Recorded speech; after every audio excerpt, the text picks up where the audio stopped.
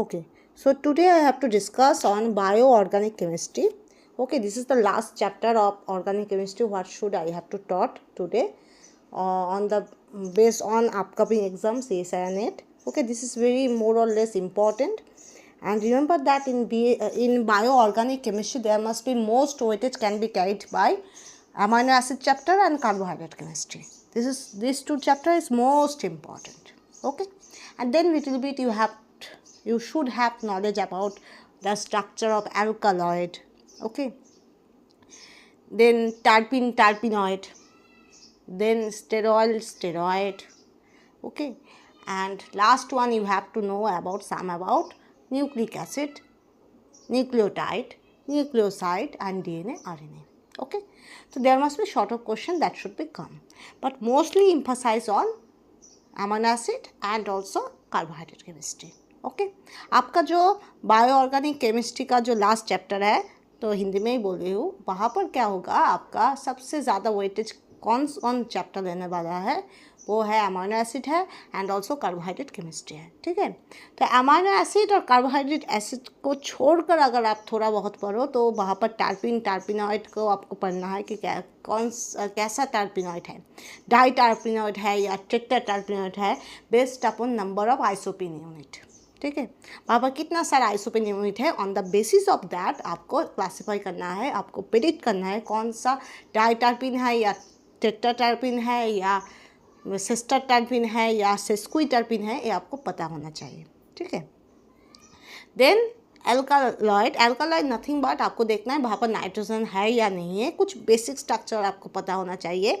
और याद रखना अगर वो कोई स्ट्रक्चर ना देकर कोई भी नेमिंग अगर मैच में दे दो, मैच मतलब फॉलोइंग द मैच बोलता है ना, 2 कॉलम देता है, column A column B and you have to match the following. On that case sometimes the structures are not given, there must be some names are given. So if the name is ended by ENE, morphine, atropine, so that is mostly goes to alkaloid and there should be one or more nitrogen atom. Okay और आपका जो sterol और steroid होता है वहाँ पर साइक्लोपेंटान और फिनांथिन का एक स्ट्रक्चर होगा. ठीक है, आई थिंक कोई भी स्टेरॉइड या स्टेरॉइड का ऐसा स्ट्रक्चर होता है. ठीक है, ऐसा स्ट्रक्चर नहीं हुआ है.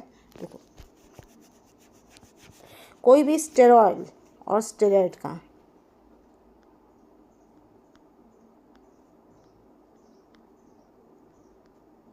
ऐसा स्ट्रक्चर होगा ही, स्टेरॉल और एंड ऑल्सो स्टेरॉइड. वहाँ पर आप मोस्टली ए स्ट्रक्चर अगर देखोगे तो उसको आप स्टेरॉइड और स्टेरॉल बोलोगे.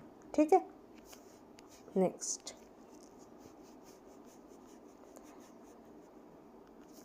तो आज हम पहले सजेशन है फॉर बायोऑर्गेनिक केमिस्ट्री, आपको सारा जितना सारा अमाइनो एसिड है सब का स्ट्रक्चर आपको पता होना चाहिए.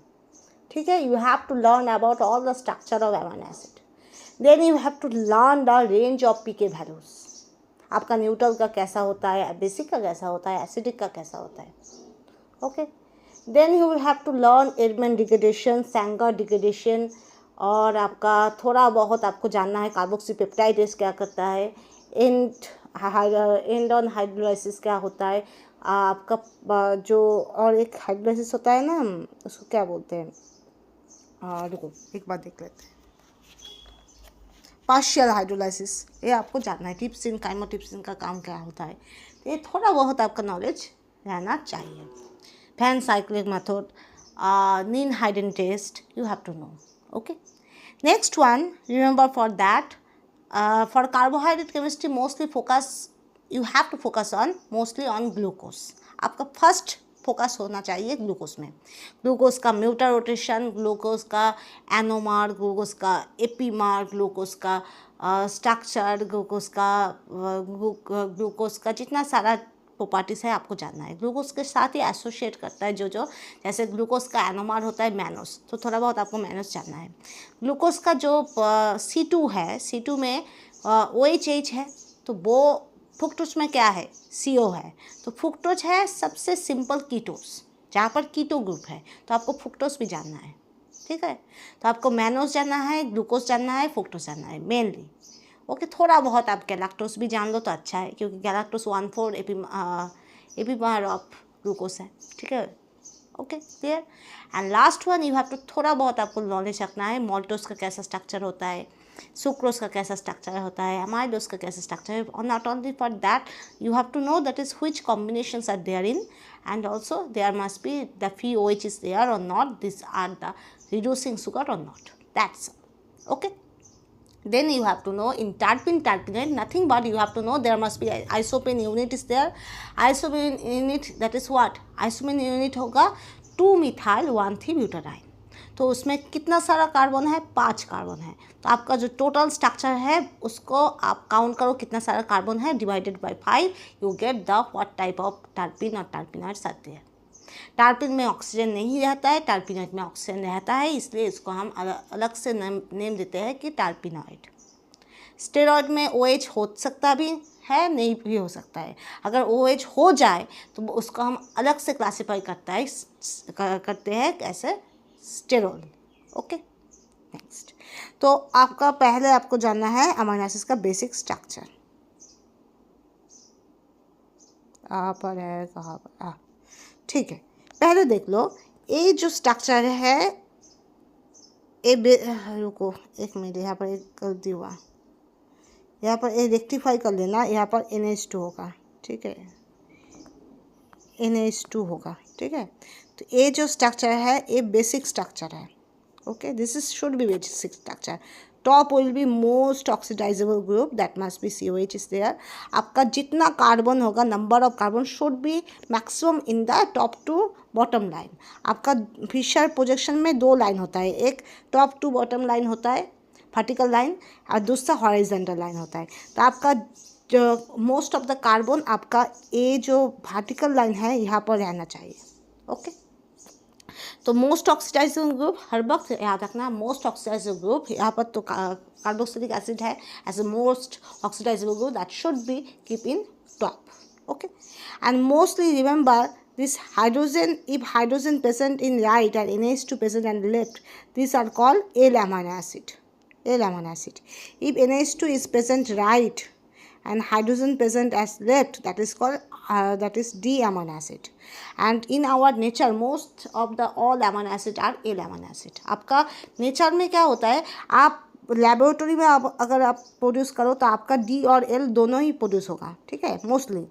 पर आप अगर नेचर में देखो तो नेचर में ज़्यादातर एक ही फॉर्म एग्जिस्ट करता है, अमीनो एसिड का L और कार्बोहाइड्रेट का D, ठीक है। तो NH2 लेफ्ट में है, NH2 लेफ्ट में है, इसलिए हम क्या बोलते हैं, L अमीनो एसिड बोलते हैं, ठीक है। तो यहाँ पर आपको देखना है क्या, आपको देखना है A जो ग्रुप है, A वाला ग्रुप देखना है, ए वाला ग्रुप आपको चेक करना है। ए जो ग्रुप है इसको हम अगर कॉमन बोले तो यहाँ पर H होगा, यहाँ पर NH2 होगा और यहाँ पर R होगा। ये R ग्रुप ही वेरी करेगा, ठीक है। इस R ग्रुप के लिए हम इतना सारा अमीनो एसिड पा रहे हैं, ठीक है, क्लियर माई ओके। तो first one you have to remember, there must be the first simple R is H, and that is called glycine. That is called glycine. Okay, this is called glycine. Next one, CH3, R equal to CH3, that is called alanine.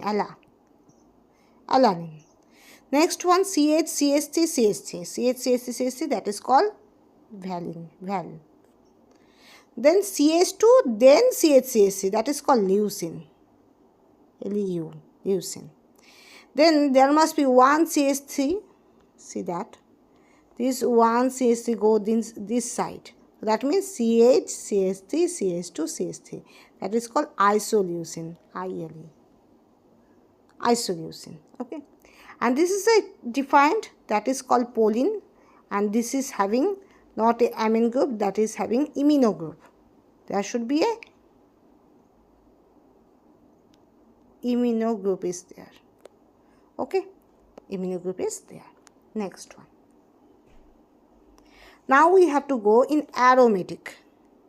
ये जो aromatic होता है, most aromatic amino acid are never be synthesize in our body.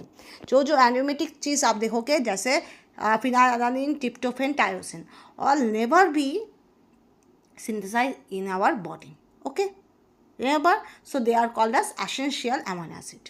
आपका essential amino acid मतलब क्या होता है? Essential amino acid मतलब होता है जो अमीनो एसिड आपका बॉडी में सिंथेसाइज नहीं होता है, आपको बाय टेकिंग फूड, आपको खाना खाकर वो आपको बॉडी में ले आना पड़ता है, तो उसको हम बोलते हैं essential amino acid. The essential amino acid, the amino acid which never be synthesized in our body, but we have to take by food and make fulfillment in our body for those amino acid. Okay, so mostly all the aromatic ring never be produced in situ in our body. आपका in situ में मतलब आपका body में बहुत सारा mechanism हो रहा है, बहुत सारा केमिस्ट्री का चीज़ हो रहा है, पर वहाँ पर ऐसा पावरफुल कुछ चीज़ नहीं है कि एरोमेटिक रिंग हो जाए। ठीक है, हम लोग का बॉडी में बहुत सारा केमिकल रिएक्शन होता है, दिन भर होता है, पर ऐसा कोई पावरफुल कोई चीज़ नहीं है कि जिसके लिए हम लोग का बॉडी में एरोमेटिक रिंग हो जाए। एरोमेटिक रिंग प्रोड्यूस नहीं होता है इन आवर बॉडी। हम लोग के बॉडी में एरोमेटिक रिंग कभी भी किसी भी तरह प्रोड्यूस नहीं होता है। ठीक है, ये बात याद रखना। तो जितना सारा एरोमेटिक अमीनो एसिड देखोगे सब आप एसेंशियल अमीनो एसिड में पुट कर दोगे। ठीक है, तो essential amino acid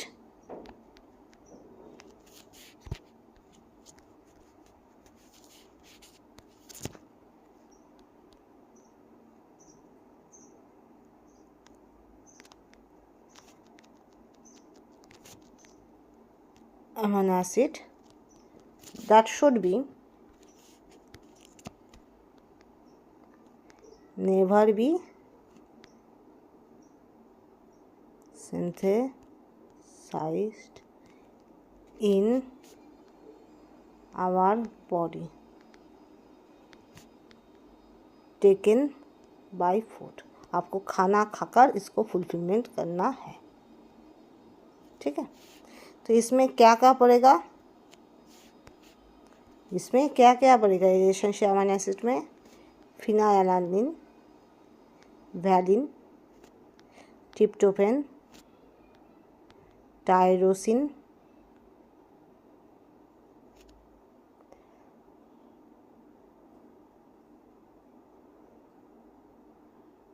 isoleucine, histidine, alanine, leucine, ऐसा सब एसेंशियल अमीनो एसिड में पड़ेगा।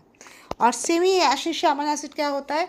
तो हम एसेंशियल अमीनो एसिड बोला, ये कुछ बुक में है, कुछ बुक में आप डेविएट भी देखोगे कि थोड़ा बहुत आपका एलानिन, ल्यूसिन को कुछ सेमी एसेंशियल या नॉन सेमी एसेंशियल में दे दिया, तो ऐसा हो सकता है, बुक्स टू बुक्स वेरी कर सकता है। पर ये बात याद रखना कि आपका एरोमेटिक जो अमीनो एसिड होगा वो ज़्यादातर एसेंशियल अमीनो एसिड में जाएगा, कोई सेमी एसेंशियल या नॉन एसेंशियल में नहीं जाएगा। Okay, clear? Okay, so all the aromatic amino acids should be go on essential amino acid. And what do you mean by essential amino acid? Essential amino acid is nothing but that is never be synthesized in our body and you have to take by food. Okay, now remember that there should be a CH2 linkage in all of our case. There must be also CH2 linkage. Okay, there must be CH2 linkage. So there must be a benzene ring is there, that is called phenylalanine. There must be benzene ring along with in para position OH is there, that is called tyrosin, and that is called tryptophan, that is having the indole ring at 3 position. CH2 is there at 3 position. You know, when indole ring react, indole ring should be react from 3 position. आपका pyrrole 2 और 5 position में react करता है, पर indole 3 position के react करता है। Y? आपका जो नेगेटिव चार्ज होगा वो बेंजीन रिंग में भी डीलोकलाइज करेगा, रेजोनेटिव स्ट्रक्चर ज़्यादा होगा इन 3 पोजीशन में अगर आपका इलेक्ट्रोफाइल अटैक करे। ठीक है, तो for pyrrole 2 and 5 position mostly favourable for electrophilic attack, but for indole 3 position is favourable. Why? Because of more resonative structure, because of more delocalization, that's why. Next one you have to see, there must be another type of this, all the basic amino acid. Basic amino acid, this is a histidine because having imidazole ring, that is called histidine. Okay, there are CH2, CH2, CH2, and then guanidine unit, this is called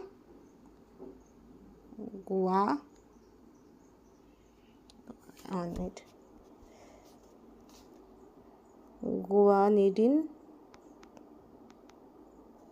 unit. Okay, and this, due to this presence of guanidine unit, this arginine is most basic among the all. आपका जितना सारा amino acid है वहाँ पर सबसे ज़्यादा basic arginine होता है because of this guanidine unit. यहाँ पर देखो हाई डीलोकलाइजेशन होता है. ये लोन पेयर यहाँ पर जाता है, यहाँ पर जाता है, ये लोन पेयर यहाँ पर जाता है, यहाँ पर जाता है, तो ऐसे हाई डीलोकलाइजेशन होता है. That's why this is CH2 CH2 CH2 NH2, that is called lysine. Okay, आपका बायोलॉजिकल प्रोसेस में ज़्यादातर लाइसिन को देखकर हम डील करते हैं. ठीक है, बायोलॉजिकल प्रोसेस में, पर ज़्यादा बेसिक होता है arginine due to presence of guanidine unit. Next one, और ये हम बाद में बोलते हैं. ये हमने किया, एक स्टूडेंट ने बोला कि ये रिएक्शन कर दो, तो मैंने ये रिएक्शन कर दिया. यहाँ पर लोन पेयर यहाँ पर अटैक करता है. ठीक है, तो ये बॉन्ड यहाँ पर आता है. उसके बाद क्या होगा,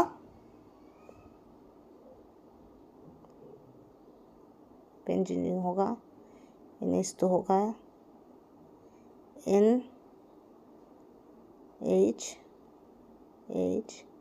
पॉजिटिव, CO नेगेटिव, CH3 और CH3. तो क्या होता है, आपका ये O माइनस हाइड्रोजन को देता है, ये पॉजिटिव चार्ज क्या होता है, न्यूट्रलाइज होता है. ठीक है, तो O नेगेटिव लेगा और positive charge should be neutralised. ठीक है, तो O negative abstract the proton and positive charge neutralise. So what should be happen now,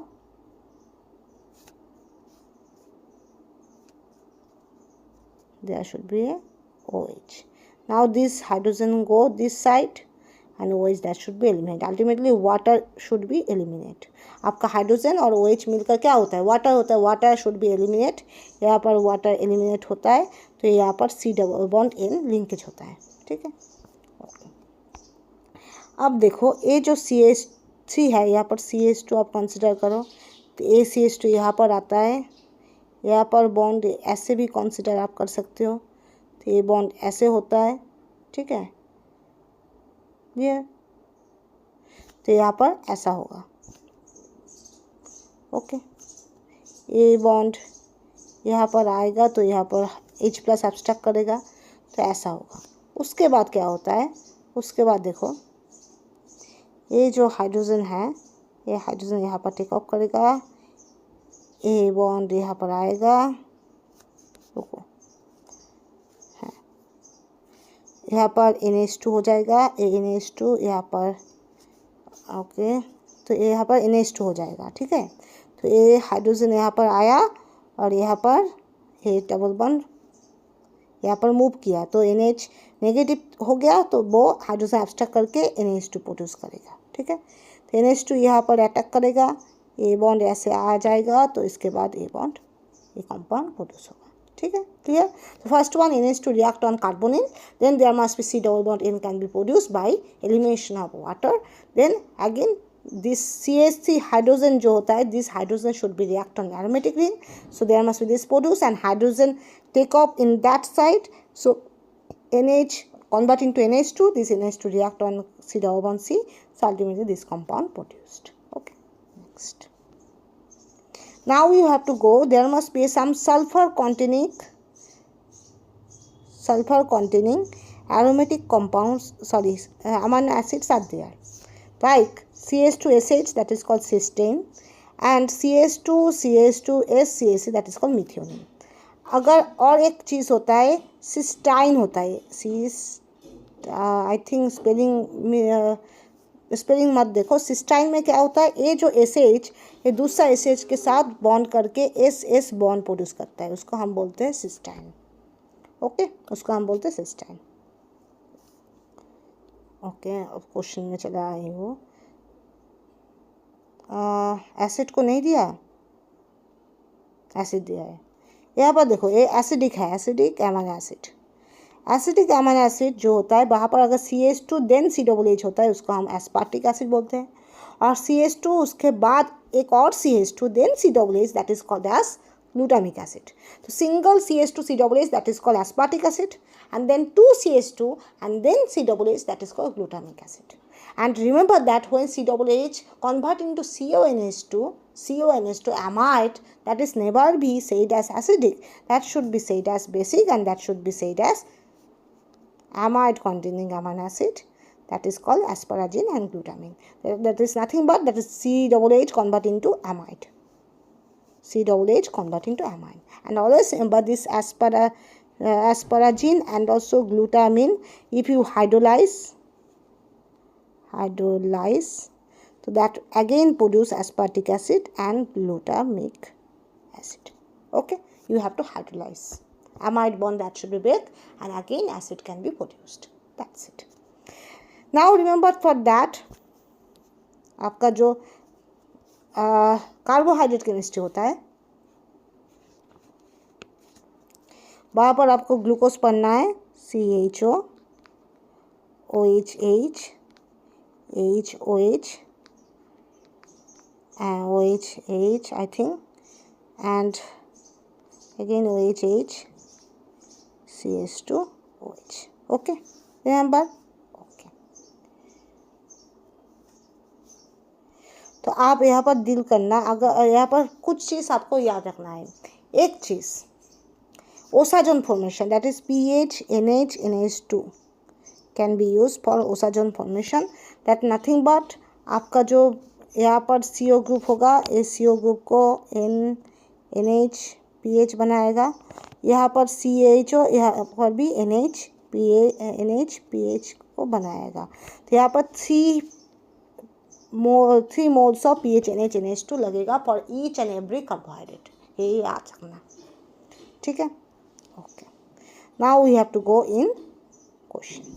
First question, there must be, this is not a amino acid, this is not a carbohydrate, but by seeing this nitrogen we can predict this may be a alkaloid. Okay, but there must be, the identification is not so important. यहाँ पर हमको identification करना नहीं है कि ये amino acid है या कार्बोहाइड्रेट है या एल्कलॉइड है, टर्पीन है. No, you have to learn about the reaction mechanism. KMNO4 is a oxidizing agent, and it must be oxidized, it must be cleave the benzylic position. This bond can be cleaved. So ultimately in that position, this group and this group can be converted into COOH. Right? This group, that means in that position, this CH3 convert into COOH, and in that position, that is must be benzene OCH3, and in that position COOH produced, because this is potassium, COOH produced. So which one is correct? The option B is the correct. Okay, next one. There must be, this is the combination of amino acid. Remember that आपको जब 10% PD carbon करना है तो वहाँ पर hydrogenolysis होता है. Hydrogenolysis that means some group that should be the heteroatom containing group should be detached. Okay, आपका जितना सारा हाइड्रोजिनेशन का रिएजेंट होता है, जैसे पैलाडियम कार्बन, जैसे निकेल H2, जैसे रोडियम PPHC3Cl, ऐसा जितना सारा होता है वहाँ पर सबसे याद रखना पैलाडियम का एक रोल होता है. पैलाडियम क्या करता है? हाइड्रोजिनोलाइसिस करता है. कोई भी हेटेरोएटम, सपोज ऐसा कुछ है, ऐसा 2 ऑक्सीजन है, तो अगर आप पैलाडियम दे दो तो ए बॉन्ड ब्रेक हो जाएगा. इसको हम बोलते हैं हाइड्रोजेनोलाइसिस. ठीक है. और निकेल का काम होता है, अगर कोई भी कंपाउंड में आपका सपोज कोई भी कंपाउंड में SH होता है ऐसा, तो निकेल क्या करेगा? निकेल इस सल्फर को डिटैच करेगा. Sulphur should be detach by nickel. Okay, this 2 phenomena you have to learn.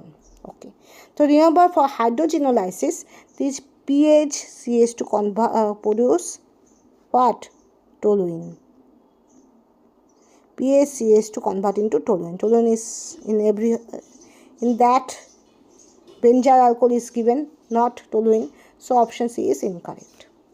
There must be again this portion give elimination of CO2. So CO2 is everywhere. Okay. Then you have to learn another classification, that is NH2 CH CH2pH and COOH. This is basically what? That is NH2 CH COOH and CH2pH. That means this is a phenylalanine. Okay. So obviously there must be phenylalanine is there. There are no phenylalanine. So option B is the correct answer. And the rest of the part is what? That is CH. Okay. CH2, CH2, CH3, CH3. That is a leucine. Okay, leucine. So option B is the correct answer. Here printing mistake is somewhere there. There must be again one NH should be there. आपका A structure में एक NH तो होना है, पर आप वो ना देखकर जो फिनाइलएलानिन और कार्बन डाइऑक्साइड और टोलिन का स्ट्रक्चर देखकर ही पता लग सकता है कि B option is the correct answer होता है. थोड़ा बहुत प्रिंटिंग मिस्टेक हो ही सकता है क्वेश्चन में. Next question. Remember that this is the amino acid. You have to learn only the structure of amino acid, nothing but. Here histidine unit is there. So obviously there must be imidazole unit is there. The imidazole unit only found in histidine. Okay. Next one, this is the indole. Indole should be found in tryptophan. Okay.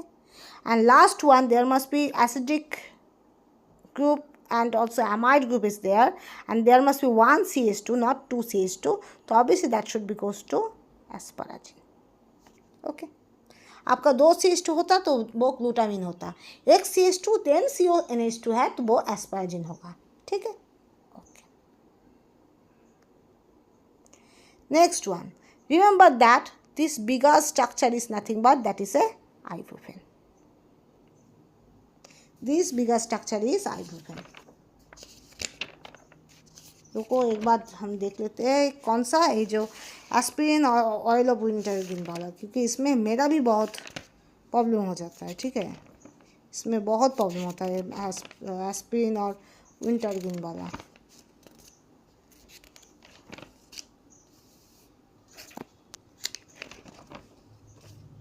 मैंने कहाँ से किया तो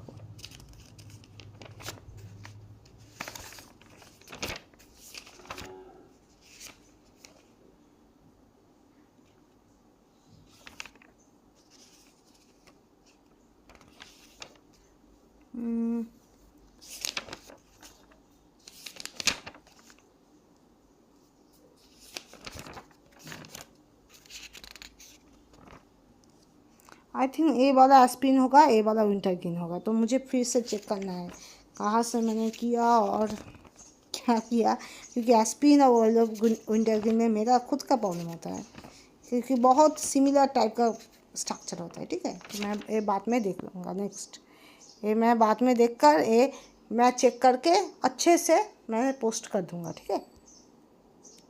next one. Remember that this Br2CaOH, this is the what? This is a Kiliani-Fisher synthesis, this KCN, this. And this is a RAB degradation.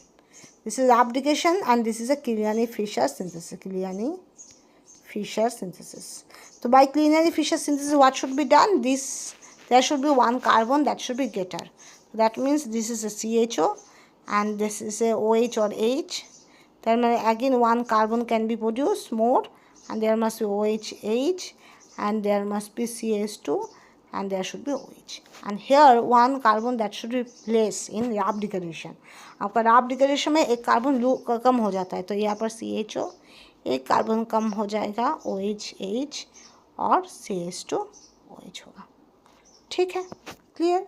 Okay. Next one. Cisplatin react on guanine. देखो cisplatin जो होता है इसको हम बोलते हैं platinum he I think बोलते हैं NH3/2Cl2. दिस शुड बी सिस, मतलब प्लैटिनम यहाँ पर NH3, यहाँ पर NH3, यहाँ पर Cl, यहाँ पर Cl. हम इसको सिस्प्लैटिन बोलते हैं. ये किस में काम करता है बोलो, किस में काम करता है? ये कैंसर ट्रीटमेंट में काम करता है, कैंसर. ठीक है। कैंसर ट्रीटमेंट किस लिए होता है? अनकंट्रोल सेल डिवीजन के लिए कैंसर होता है mostly. Cancer mostly found due to that is uncontrollable cell division. But थोड़ा बहुत एक्सेप्शन भी होता है, जैसे ब्लड कैंसर वो थोड़ा बहुत अलग होता है, जैसे leukaemia, that is leukaemia can be hold I think due to irregularity of secretion of white BC. Okay, but most of the cancer cell can be produced, but cancer is due to uncontrolled cell division, and that is more or less controlled by DNA. Okay, and DNA is contained with adenine, guanine, thymine, cytosine. Okay, so adenine, guanine, thymine, cytosine, in that case cisplatin bind with N7 of guanine and it distort the DNA structure and prevent the uncontrolled cell division. ठीक है, एक guanine का N7 के साथ bind होता है, उसके बाद क्या करता है, अनकंट्रोल सेल डिवीजन को रोक देता है, डीएनए को थोड़ा डिस्टर्ब कर देता है स्ट्रक्चर को, इसलिए क्या होता है, सेल डिवीजन प्रोटेक्ट होता है। तो सेल डिवीजन उतना नहीं होता है, कैंसर थोड़ा बहुत प्रोटेक्ट होता है, इसलिए सिस्प्लेटिन यूज होता है। Next one, there must be 3 pK values are given. You have to find out the overall pK values. Remember that when there must be 2 COOH group is there, 2 NH3 group is there, you have to average the 2 COOH group.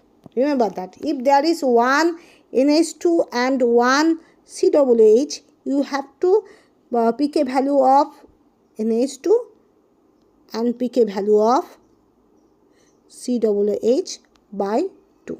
Okay. अगर आपका 2 COOH होगा, 2 COOH होगा, दोनों COOH मतलब acidic है, वहाँ पर आपका दोनों COOH का pK वैल्यू pK1 pK2 का क्या करोगे, एवरेज करोगे। अगर आपका 2 NH2 हो, 2 NH2 हो, तो उसका आप क्या करोगे, एक NH2 का pK एंड दूसरा NH2 का pK2 बाय 2 करोगे।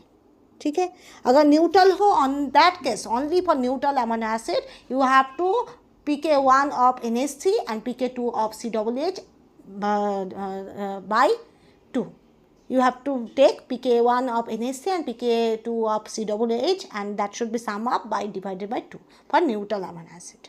Okay, but this is if this is a acidic amino acid, so you have to take the pK values of both two acid, not NH3. You have to take 2 pK value of 2 acid and that should be sum up and that should be divided by 2. If the amino acid is basic, so you have to take in 2 pK values of 2 NH3 and that should be sum up and divided by 2. Why?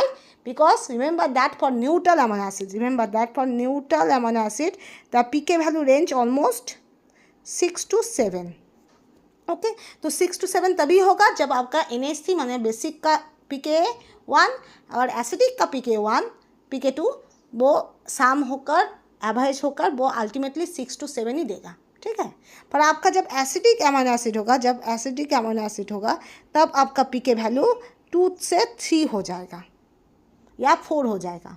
ठीक है, तो तब क्यों कैसे वो 2 से 3 या 4 होगा, इतना कम वैल्यू कब होगा, जब आपका 2 एसिड का pK1 pK2 को आप सम अप करके 2 से डिवाइड करोगे, देखोगे आपका एसिडिक अमीनो एसिड का वैल्यू बहुत कम होता है pK वैल्यू। ठीक है, और बेसिक का बढ़ जाता है, बेसिक का लाइसिन आर्जिनिन इसका बढ़ जाता है। कैसे होता है, 9 to 10 होता है। कैसे, 2 बेसिक ग्रुप का pK1 pK2 को आप सम अप करो, 2 से डिवाइड करो, देखना उसका pK वैल्यू 9 से 10 आ जाएगा। ठीक है, अगर आप सम अप ना भी करो, अगर आपका फॉर्मूला याद भी ना आए तो आप देख लेना, रेंज देख लेना। न्यूट्रल अमीनो एसिड है मतलब एक NH से एक COOH, तो उसका रेंज 6 to 7 ही जाएगा, मोस्टली 5 भी आ सकता है पर 6 to 7 ही मोर और लेस जाएगा। अगर आपका अमीनो एसिड में if they are in amino acid more than 1 carboxylic acid are there and carboxylic acid number of carboxylic acid is more than NH3, so obviously this is goes to acidic amino acid and on that case their range should be go 3 to 4 region. Okay, and if this is basic, that is goes to range 9 to 10. If you memorize the range, that also be helpful to give the correct option in the question. Okay, so there must be, you have to sum up 2.0 plus 3.9 by 2. So what is the answer? You have to calculate. That's it. Okay, clear? 3.9.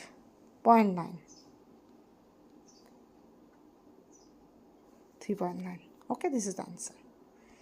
Next, sorry.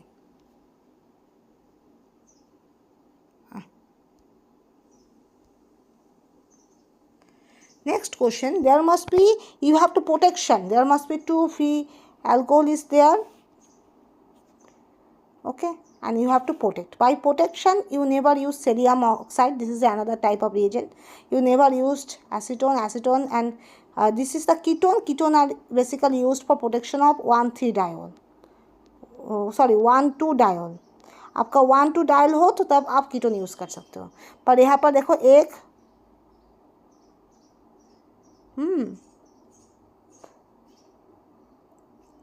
Position है, 2, 3, तो आपका 1,3-डायोल है यहाँ पर, 1,2-डायोल नहीं है. तो for 1,3-डायोल you have to use for aldehyde as a protection. आपका अगर 1,2-डायोल हो तब आपका कीटोन या कोई भी कीटोन आपका यूज़ हो सकता है एज ए प्रोटेक्शन. पर आपका यहाँ पर H+ भी नहीं दिया है, यहाँ पर H+ होगा. अगर प्रोटेक्शन हो तो H+ भी होगा. ठीक है, तो आप अगर one two diol is given, so on that case you have to take for protection ketone and H+. But when 1,3-डायोल is there must be aldehyde and H+ should be the correct answer for protection. आपका protection की वजह से ए compound हो रहा है. Last question.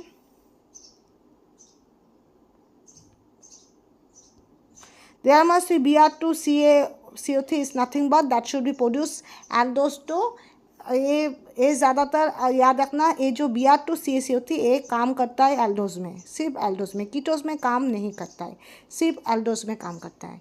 क्या करता है वो, ए जो COOH को इसको CH को COOH में कन्वर्ट करता है. ठीक है, बाकी जो रेस्ट होता है जैसा वैसा ही आता है. और HNO3 वो कन्वर्ट करता है CHO को COOH और CH2 को भी COOH में कन्वर्ट करता है. यही काम होता है. ठीक है, ओके. और थोड़ा याद रखना, आपका जो कार्बोहाइड्रेट होगा वहाँ पर जो OH होगा वो फ्री है या नहीं है. अगर फ्री हो उसको हम रिड्यूसिंग शुगर बोलते हैं, क्योंकि वो AG के साथ रिएक्शन करके वो फ्री AG मतलब टोलेंस के साथ रिएक्शन करके वो फ्री मेटालिक AG प्रोड्यूस करता है. और OH I think OH reduce हो जाता है. ठीक है, रिड्यूस या ऑक्सीडाइज होता है, आई थिंक ऑक्सीडाइज होता है. ठीक है, तो इसको हम बोलते हैं reducing sugar. If this position OH is free that is called reducing sugar. Okay, तो I think this is the enough. Question answer is there. Okay, so thank you. And also remember there must be another amino acids are there that is having alcohol containing amino acid. I forget it. There must be CH2OH that is called serine and CH-CH3OH that is called threonine. That's it.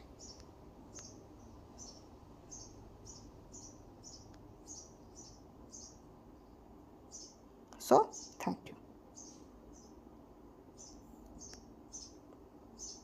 And please subscribe.